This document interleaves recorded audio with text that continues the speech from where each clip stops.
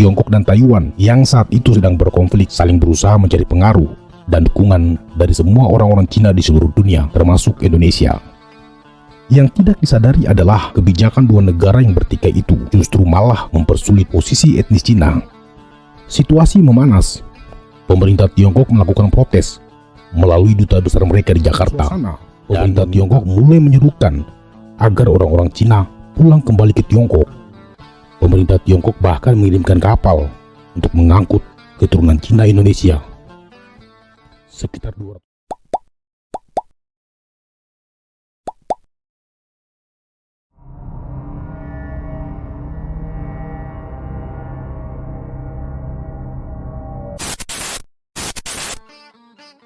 Setelah pengakuan kedaulatan tahun 1949, Belanda sepenuhnya keluar dari wilayah Republik Indonesia. Namun, peninggalan kolonial masih belum semuanya dihilangkan. Salah satunya adalah konstruksi sosial dalam masyarakat yang membenturkan pribumi dan kaum Tionghoa. Seperti yang sudah diulas dalam video sebelumnya, komunitas Tionghoa Indonesia terbagi dalam 3 kelompok besar dalam menyikapi kemerdekaan Indonesia. Ada yang pro Belanda, ada yang pro Indonesia, dan ada juga yang tidak mau terlibat. Komunitas Tionghoa yang pro Belanda terafiliasi dengan partai Kuomintangnya Chiang Kai-shek, sedangkan kelompok Tionghoa yang pro kemerdekaan Indonesia terafiliasi dengan gerakan komunis Mao Zedong. Dari sini bisa dilihat konstelasi politik daratan Cina mempengaruhi posisi politik diaspora Cina di seluruh dunia, termasuk di Indonesia.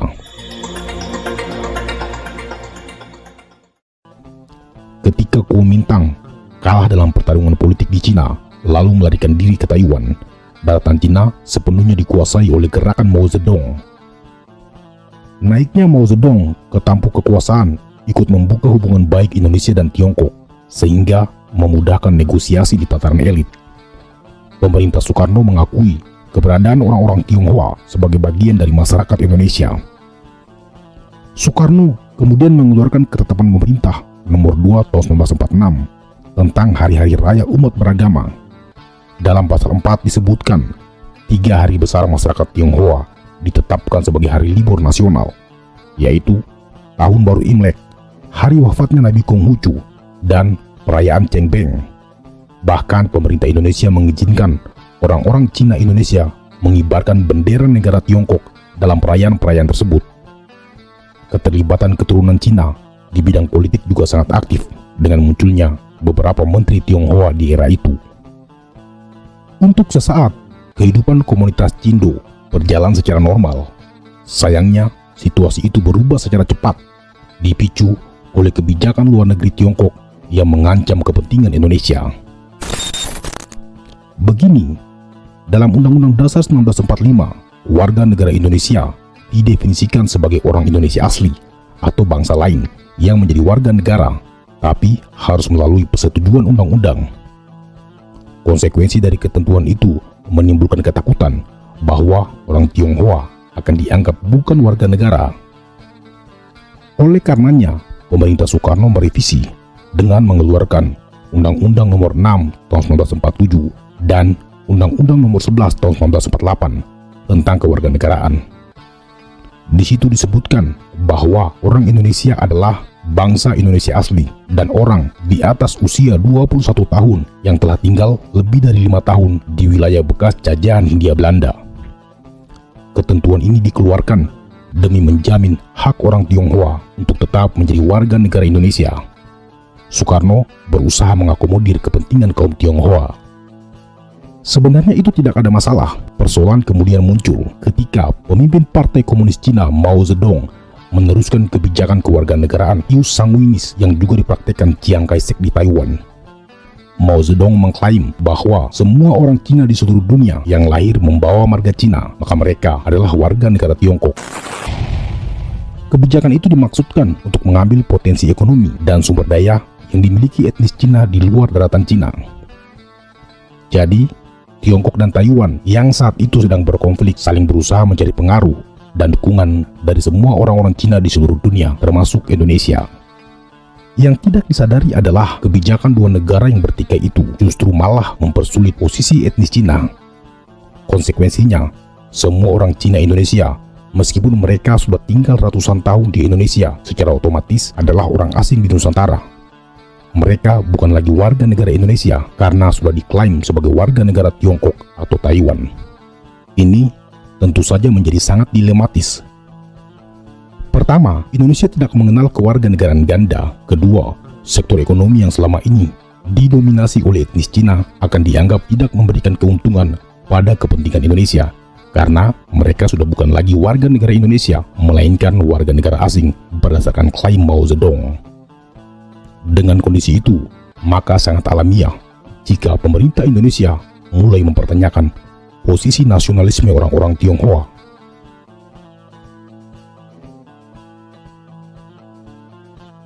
Di satu sisi, kebijakan Tiongkok tersebut membuat hubungan Indonesia-Tiongkok sedikit memanas, hingga akhirnya kedua negara menemukan solusi melalui perjanjian kewarganegaraan yang disepakati tahun 1955. Poin penting dalam perjanjian itu adalah Tiongkok secara resmi membatalkan prinsip kewarganegaraan yang didasarkan pada keturunan. Kedua, Tiongkok juga sepakat untuk membiarkan etnis Tionghoa memilih kewarganegaraannya dengan bebas. Para keturunan Tionghoa Indonesia diharuskan memilih mau menjadi warga negara Indonesia, tapi harus melepaskan kewarganegaraan Tiongkok. Yang kedua, tetap menjadi warga negara Tiongkok dan akan diperlakukan sebagai orang asing di wilayah Republik. Hasilnya 50-50. Banyak yang memilih tetap jadi warga negara Indonesia, tapi banyak juga yang memilih paspor Tiongkok, namun tetap tinggal dan membuka usaha di Indonesia. Sementara orang-orang Tionghoa yang memilih warga negara Indonesia diharuskan membuat pernyataan di depan pengadilan untuk membuktikan kesungguhan dan kesetiaannya pada Republik Indonesia. Perjanjian Tiongkok dan Indonesia dilakukan pada tahun 1955, tetapi pemerintah Indonesia meratifikasi perjanjian itu baru pada tahun 1960. Jadi, ada rentang waktu 5 tahun sebelum perjanjian itu diberlakukan. Selama 5 tahun tersebut, kewarganegaraan orang-orang Tionghoa terkatung-katung karena masih dalam proses pengadilan. Akibatnya, masa itu menjadi masa yang sulit bagi mereka. Setelah kebijakan Tiongkok, pemerintah Soekarno mulai berjaga-jaga demi menjaga situasi tidak terulang. Soekarno kemudian melakukan proteksi ekonomi dari penguasaan warga negara asing, salah satunya melalui program Benteng. Tujuannya adalah menumbuhkan kelas pengusaha yang berasal dari pribumi. Program Benteng ini berupaya mengurangi hegemoni Tionghoa dalam sektor ekonomi. Kemudian pada tanggal 16 November 1959, Presiden Soekarno mengeluarkan Peraturan Presiden Nomor 10 tahun 1959 tentang larangan bagi warga negara asing membuka usaha kecil di luar ibu kota daerah. Peraturan ini pada intinya melarang orang-orang Tionghoa untuk melakukan perdagangan eceran di kampung-kampung. Hal itu dimaksudkan untuk melindungi usaha kecil yang dikelola oleh orang-orang lokal. Karena kebijakan imigrasi Mao Zedong itu, maka orang Tionghoa sudah dianggap warga negara asing. Akibatnya, banyak dari mereka yang kehilangan ruang usaha. Majalah Tempo memperkirakan lebih dari 500 juta pedagang Tionghoa terdampak dan harus tutup usaha. Di beberapa daerah, peraturan itu diterapkan dengan kekuatan militer.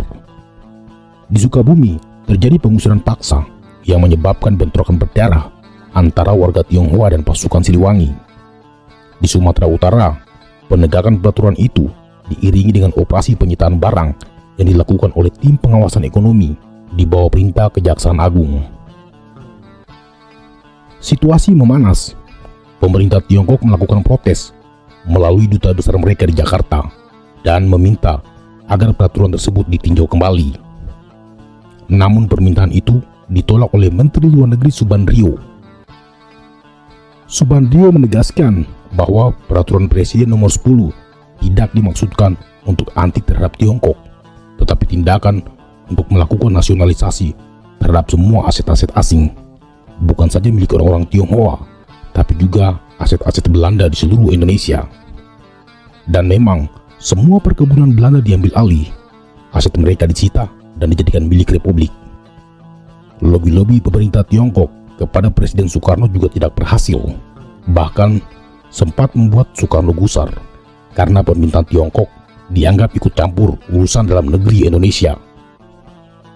Demi mendinginkan suasana, pemerintah Tiongkok mulai menyerukan agar orang-orang Cina pulang kembali ke Tiongkok.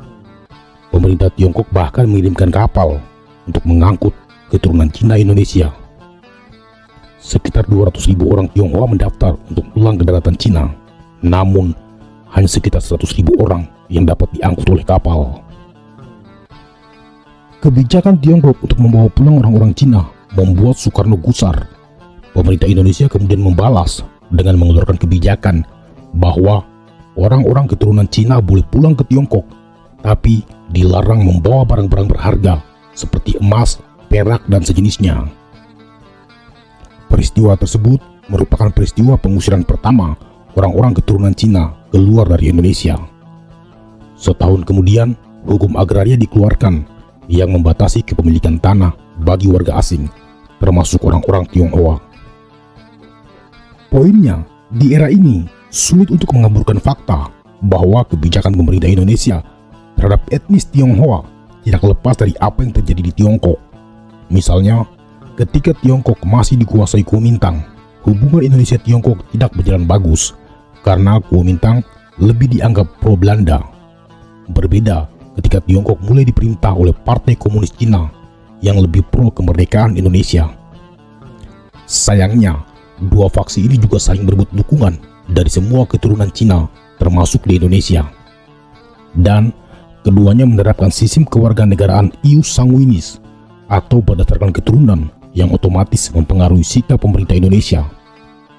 Dari sudut pandang Indonesia, ius sanguinis merugikan kepentingan nasional karena secara sepihak warga Indonesia keturunan Cina akhirnya diklaim sebagai warga negara Tiongkok, padahal sektor ekonomi didominasi oleh mereka. Makanya muncul beberapa kebijakan yang tujuannya memproteksi ekonomi Indonesia. Bagi pemerintah Indonesia, jika ingin membuka usaha di Indonesia, maka harus cari warga negara. Jika tidak bersedia, dipersilakan pulang. Tapi semua barang-barang berharga harus ditinggalkan di Indonesia. Merespon kebijakan Soekarno, pemerintah Tiongkok mengirimkan 10 kapal untuk mengangkut warga negaranya pulang ke daratan Cina. Proses pemulangan itu terjadi dari bulan Februari sampai bulan Oktober 1960. Pada dasarnya, kita tidak bisa menghakimi sejarah dalam konteks hari ini.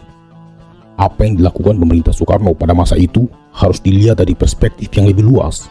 Karena dalam teori realisme, kepentingan nasional wajib diutamakan, apalagi saat itu isu nasionalisme menjadi masalah serius sebagai negara yang baru merdeka.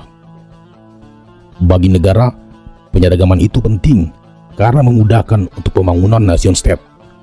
Bagi etnis Cina, proses asimilasi itu bisa jadi dipandang sebagai pemaksaan, karena bagaimanapun juga mereka memiliki hak untuk mengikut pada adat dan budayanya tanpa harus kehilangan keindonesiaannya. Sayangnya, negara punya argumentasi berbeda sebagai akibat dari kebijakan ius sanguinis yang diterapkan pemerintah Tiongkok dan dipandang merugikan kepentingan Indonesia. Di sini ada dua kepentingan yang berbenturan. Kepentingan Tiongkok sebagai negara dan kepentingan nasional Indonesia. Yang menjadi korban adalah masyarakat Tionghoa. Sebagai negara baru, pemerintah Indonesia melihat pentingnya penyeragaman di semua sektor, termasuk di sektor pendidikan. Sekedar informasi, pada tahun 1957 terdapat kurang lebih 2.000 sekolah swasta asing, termasuk juga sekolah vernikular berbahasa Mandarin tersebar di 700 daerah. Presiden Soekarno memandang sebagian besar sekolah asing berbahasa Mandarin merupakan transformasi sekolah pro-Kuomintang peninggalan era Belanda.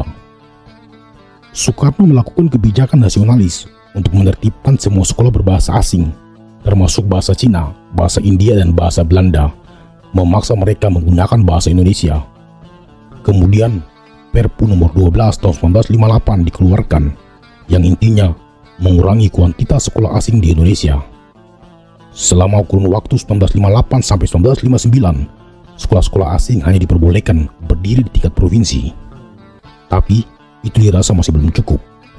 Dalam korespondensi Kementerian Agraria dan Kementerian Pertahanan tahun 1957 disebutkan, sekolah-sekolah berbahasa asing sudah tidak lagi diizinkan untuk berdiri di Indonesia. Standarisasi kurikulum diberlakukan.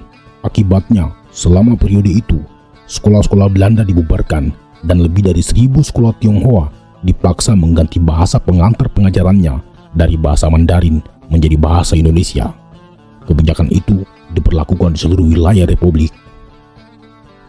Proses asimilasi Cina Indonesia di era Orde Lama Soekarno banyak terjadi karena hubungan sebab akibat yang terlacak sejak era kolonial. Segala peristiwa di periode itu menjadi dasar pembentukan identitas nasional Indonesia, terutama bagi keturunan Cina. Mereka memang masih diizinkan merayakan ritual yang berhubungan dengan negeri leluhurnya, bahkan masih diperbolehkan mengibarkan bendera dan simbol-simbol Cina daratan.